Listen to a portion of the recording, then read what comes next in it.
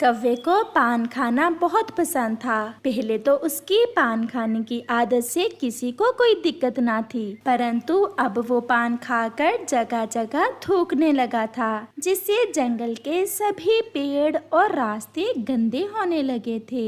एक दिन चिड़िया रानी अपनी खिचड़ी बना रही थी। मेरी खिचड़ी पककर तैयार होने ही वाली है। आज मैं अपने दोस्त तोते और कबूतर को भी बुलाऊंगी और हम सब मिलकर खिचड़ी खाएंगे। चिड़िया ऐसा सोच ही रही थी कि ऊपर से कौवा गुजरता है और वो पान खाते खाते नीचे थूक करता है, जो सीधा चिड़िया की खिचड़ी की हंडिया में गिरता है। कौवा को पता ही नहीं चलता और वो गुजर जाता है। अरे ये क्या, वो दुष्ट कौवा तो मेरी खिचड़ी में पान वाला थूक गिरा गया है। उसने मेरी सारी खिचड़ी खराब कर दी। कितनी मेहनत से मैंने ये खिचड़ी बनाई थी। चिड़िया रोने लग जाती है। फिर चिड़िया तोते और कबूतर के पास जाती है। तोते भैया, अब तो हमें उस दुष्ट कौवे को पान खाकर जगह जगह थूकने से रोकना होगा।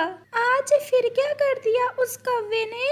मैंने बहुत मेहनत से खिचड़ी बनाई थी और वो कौवा जाते जाते पान खाते हुए मेरी हंडिया में थूक कर गया है। चलो हम जाकर उसे समझाते हैं। अगर उससे ना रोका तो हमारे पूरे जंगल को गंदा कर देगा। फिर चिड़िया कबूतर और तोते को साथ लेकर कौवे के घर जाती है। कौवे, अगर फिर हमने तुम्हें पान खाकर जगह जगह थूक करते देखा तो हम सब मिलकर तुम्हें अपने जंगल से ही निकाल देंगे। मेरे पान खाने से तुम्हारा क्या नुकसान होता है? मैं पान अपनी जेब से खाता हूँ, तुम सब थोड़ी मुझे पान लेकर देते हो। सारे पेड़ तुम्हारे थूक से गंदे हो रहे हैं। फूलों पर भी तुम्हारे पान वाले थूक के दाग हैं। और तो और तुम अपने शरीर पर भी पान वाले थूक को देख सकते हो।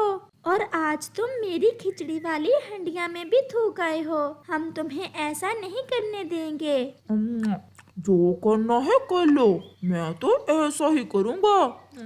ऐसा कहते हुए कौवा फिर से पान वाला थूक करता है, जो सीधा कबूतर के ऊपर जा गिरता है। दुष्ट कौवे, तुमने मेरे ऊपर थूक कर दिया, मैं नहीं छोड़ूंगा तुम्हें। ऐसा कहते हुए कबूतर कौवे से लड़ाई करने के लिए आगे बढ़ता है, तो चिड़िया और तोता उसे रोक लेते हैं। नहीं कबूतर भैया, हम इस कौवे से लड़ाई करने नहीं बल्कि इसे समझाने आए हैं। अब भी सुधर जाओ। ऐसे दूसरे पक्षियों को तंग करने से आखिर तुम्हें क्या मिलता है? ये जंगल मेरा, जहाँ मेरा जी चाहेगा मैं वहीं थूक करूँगा। अगर कोई मुझे रोक सकता है तो रोक ले।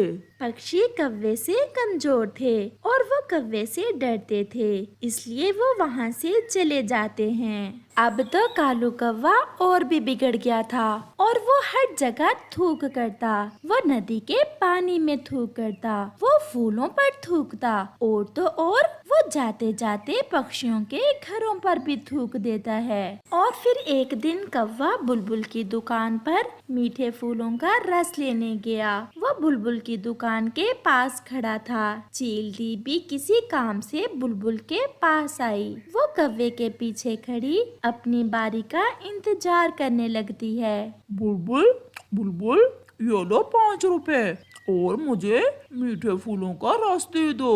बार बार थूकना अब कौवे की आदत बन गई थी और वो देखे बिना पीछे थूक देता है, जो सीधा चील के मुंह पर जाकर गिरता है। अरे दुष्ट कौवे, तुम्हारी इतनी हिम्मत, तुम मेरे मुंह पर थूक करो, मैं अभी तुम्हें सबक सिखाती हूँ। ऐसा कहते हुए चील कौवे को पकड़ लेती है और उसे मारना शुरू कर देती है। शोर सुनकर बाकी पक्षी भी वहाँ आ जाते हैं। मुझे बचाओ, कोई मुझे बचाओ, मेरे बाप की तौबा। अब अगर मैंने पान खाकर ऐसे थूक किया, एक बार चील से मुझे कोई बचा ले। फिर चिड़िया चील की विनती करती है और उसे कौवे को मारने से रोकती है। अगर ये सब दोस्त आज ना आते तो मैं तुम्हारी जान ही ले लेती। देखो दोस्तों, इस कौवे ने पान खाकर मेरे मुंह पर थूक कर दिया। चील दी, मुझे माफ कर दे, मुझे और ना मारना। मेरे पंख में बहुत दर्द हो रहा है और मैं कभी पान नहीं खाऊंगा।